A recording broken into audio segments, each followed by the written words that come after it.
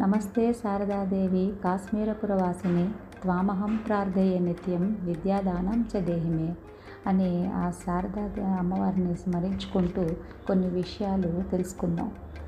ఈ అమ్మవారు విద్యకి, జ్ఞానానికి, వాక్పటుత్వానికి, కళలకి దేవత. ఆవిడే వేదమాత మరియు గాయత్రీమాత కూడా.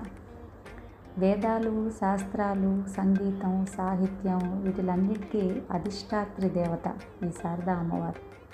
ఆమె సాక్షాత్తు ఈ దక్షిణామూర్తి స్వరూపిణియే.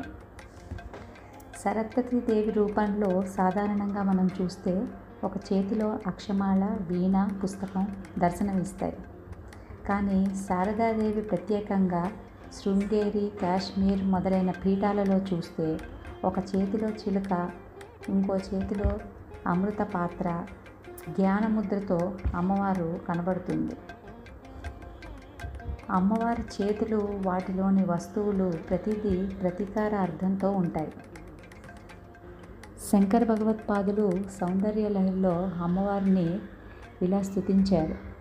స్తరజ్యోత్స్నా శుద్ధాం ససియుత జటాభూటమకుటాం వరత్రాసత్రాణ స్ఫటికగుటికా పుస్తకకరాం సకృన్నత్వా నత్వా కదమివ సతాం సన్నిదదతే మధుక్షీరాద్రాక్ష మధురిమధురీణా ఫణితయః అని నేను చక్కగా అమ్మవారిని ఈ శరత్ ఋతువులోని వెన్నెలతో సమానమైన తెల్లదనాన్ని కలిగి ఉందని, ఆమె జడ ముడి వేసుకుని చంద్రుడిని కిరీటంలాగా పెట్టుకుందని, వరద అభయహస్తాలతో దర్శనమిచ్చి తెల్లని స్ఫటిక పూసల మాల ఒక చేతిలో, ఇంకో చేతిలో పుస్తకము